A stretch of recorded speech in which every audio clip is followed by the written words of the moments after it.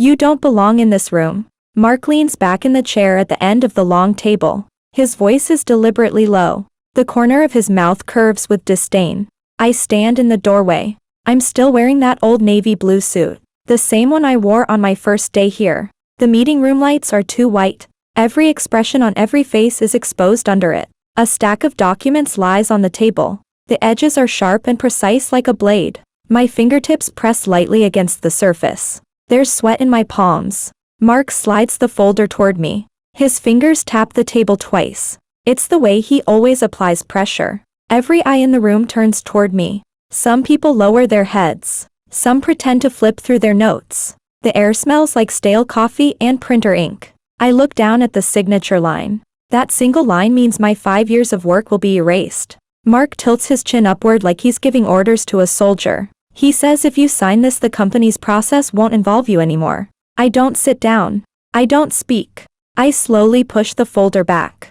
The paper makes a soft scraping sound against the surface. That sound makes him frown. He hates being refused, especially in a game he already set up. He leans back in his chair, the posture of someone certain he's already won. I feel the cold draft from the air vent on the back of my neck. The door is shut tight. No one here will speak up for me. This isn't the first time I've stood in a room like this. 3 years ago when I had just been promoted to compliance. He mocked me in front of the entire company. He said a back office person doesn't understand strategy. He said I didn't deserve a seat at the decision table. That day I gripped my pen so hard the tip snapped. After that I always sat closest to the door. It was their way of reminding me I could be replaced at any time. But I didn't leave. I memorized every look of contempt.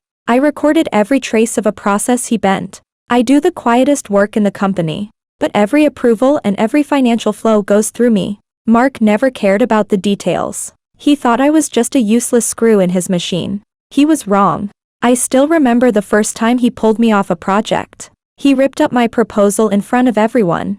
It was a budget model I spent 3 weeks building. He laughed and said even an intern could write this garbage. I stood in the corner listening to their laughter. The paper was crushed into a ball. It landed in the trash. I pressed my hands down to stop them from shaking. I walked to the trash can and picked it up. I returned to my desk and opened my laptop. I didn't say a word to anyone. I rebuilt everything from scratch. That night the entire office was silent. The printer's hum sounded like a slow, relentless rain. It was the first night I left the building after midnight. I remember the annual evaluation. He said in front of the entire leadership team that my job had no strategic value. He said compliance was the easiest role to replace. He said if someone had to be cut today, I'd be the first. He laughed. Everyone else followed. I stood against the wall. The folder in my hands was wrinkled from my grip.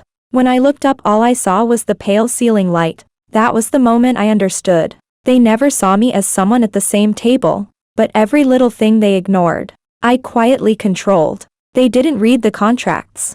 I memorized the signature routes. They didn't know the system. I hid the backdoor in the secondary channels. They didn't check the numbers. I verified every cent. They only cared about results. They forgot the process lived in my hands. I wasn't in a hurry.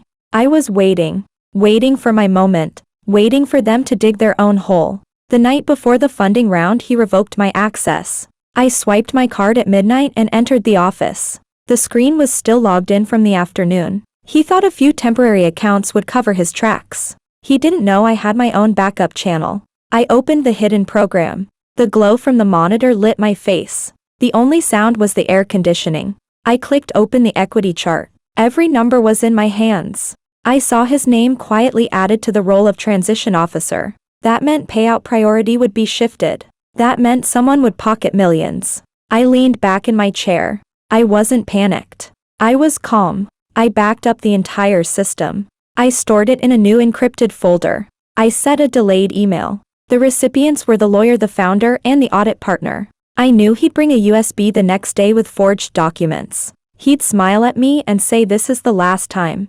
Then he'd announce my removal in front of everyone. It was his pattern. I'd seen it too many times. But this time I was ready. The next night the funding reception was bright. Jazz music floated through the hall. The tables were lined with champagne and gold signing pens. He wore a charcoal gray suit. He looked like an actor waiting for applause. He pressed the USB into my hand. He said, "Upload this, you know how." I took the USB. I didn't answer. I walked upstairs to a small meeting room. I ran the encryption program. I deleted his version. I pushed my backup into the main system. I took full control of the core structure. Then I put the USB back on the table. When I walked downstairs, he was still smiling. He thought everything was moving according to his plan. When the founder walked in, the music faded. The lawyer carried a stack of contracts. The investors stood with blank faces. Mark didn't notice the shift in the room. He was used to being the center of gravity. The founder didn't even look at him. The founder called my name. I walked out from the crowd. My heels hit the wooden floor like sharp glass. Mark's smile froze. The lawyer spread out the printed ownership structure. It was my version. The final one. The one he couldn't alter. His fake title was gone.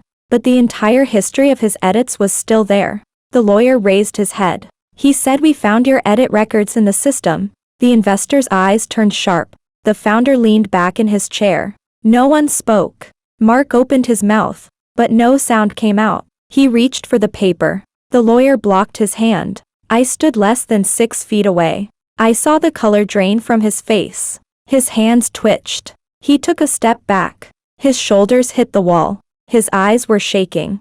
The founder said coldly, "You're done." He tried to explain. He said, "It's a misunderstanding." He said, "It's just for convenience." He said he'd fix it. No one listened. The power he used to carry collapsed. An investor pulled out his phone and made a call. 2 security guards walked in. They pressed down on his shoulders. They walked him out. He turned at the door. His lips trembled. For the first time in front of everyone, his voice was small. He said, "We can talk about this." I didn't answer. I just watched him disappear past the door. The lights were still bright. The music started again. The sound of champagne glasses clinking mixed with the sound of his steps fading away.